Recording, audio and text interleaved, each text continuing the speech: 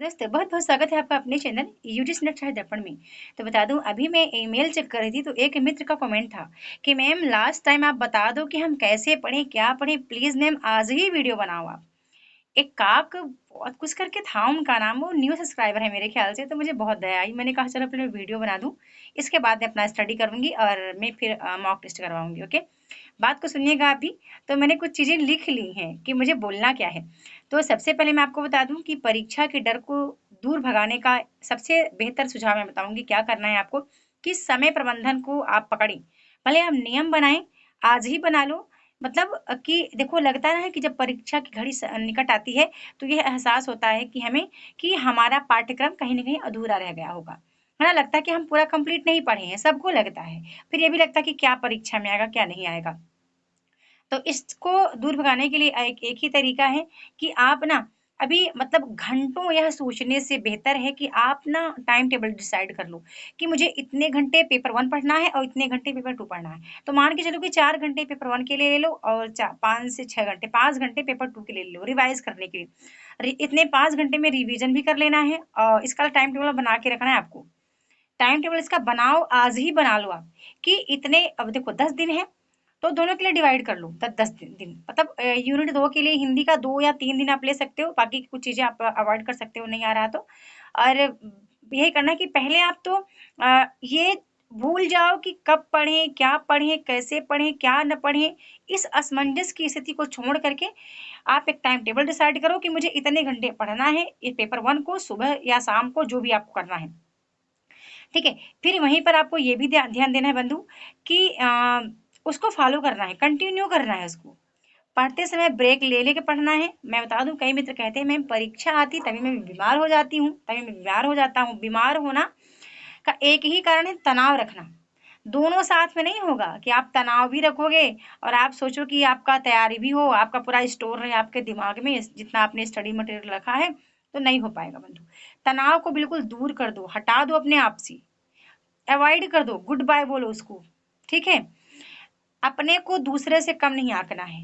ये ना सोचो कि फला फला व्यक्ति तो बहुत पढ़ाई किया है, मैंने कम पढ़ाई किया है, मैं अभी से स्टार्ट की हूँ 1 2 महीने से, वो तो फरवरी से पढ़ रहा है, वो ने उसने ये कोर्स ले रखा है, उसने वो कोर्स ले रखा है, तो मैं नहीं हो पाएगा मेरा। ओके, ये नहीं सोचना है। मैंने कभी कोई कोर्स नहीं लिया, मैं सेल्फ स्टडी करती थी, लेकिन मैं ईमानदारी से करती थी। एक बात और थी, मेरे अंदर एक जीतने का जुनून कुछ अलग ही था उस समय। ठीक है। तो उस समय यही था कि मुझे भी ये चाहिए, मतलब नेट की का सर्टिफिकेट मेरे नाम से मुझे चाहिए तो चाहिए, ये था मुझे। तो मुझे रात के, मुझे ये नहीं पता चल रहा था कि रात के 2 बजे है कि रात के 3 बजे है कि भी सुबह हो गई कि क्या हो गया। उस समय मतलब खाना भी मैं इतना खाने को इम्पोर्टेंट इतना ही देती थी कि मतलब मैं जिंदा हूँ। ओके। जितना टाइम होता था पूरा स्टडी के लिए, मतलब लिख लिख के पढ़ना, सोच कर पढ़ना, मनन करना, ध्यान लगा के पढ़ना। ध्यान बड़ा इंपॉर्टेंट है। अभी 1 घंटे आपने पढ़ा ना, तो 10 मिनट आपको चिंतन करने के लिए अवश्य देना है। ठीक है। चिंतन अवश्य करना है, ऐसा कि नहीं कि आप पेज पलटते गए आपने पढ़ लिया, आपने पलट के ये नहीं देखा अपने दिमाग में कि क्या चीज़ें स्टोर हो पाएंगी क्या नहीं हो पाएंगी। ये इसका आपको अवश्य ध्यान रखना है। ठीक है। फिर अगले दिन वही चीज़ें आपको मतलब जो पढ़ना है ना, उसको एक दिन शाम को पहले लिख लिया करो कि कल मुझे ये वाला यूनिट कंप्लीट करना है। एक यूनिट को एक दिन में कंप्लीट पढ़ो। ऐसे नहीं कि सब पेज पलटो, सारे पेज खोलो, सारे यूनिट खोलो, पूरा एक दिन में पूरा मॉक टेस्ट खोल डालो डालो, ऐसा नहीं करना है। एक दिन में एक यूनिट पढ़ना है, एक मॉक टेस्ट लगाना है। एक बार फिर से कर लो कि 2021 का आप आज लगाओगे, आज पूरा हिंदी का यूनिट 1 पढ़ोगे, आज ही आप पेपर 1 का पढ़ोगे और 1 2 जो भी मॉक टेस्ट लगा पाओ मॉक लगा लोगे। ये टारगेट बना के चलना है। ठीक है। पूरे कंटिन्यू 10 दिन तक यही करना है, 10 दिन तक। और इसी में दोनों पेपर के लिए थोड़े थोड़े से मतलब आधे घंटे का टाइम आपको चिंतन करने के लिए रखना है कि आपको मतलब कितना चीज़ें आ रही हैं। ठीक है। ऐसा नहीं कि सब पूरा डिपेंड आप अपने नोट्स पे हो जाओ, पूरा डिपेंड आप कॉपी पे हो जाओ। ठीक है।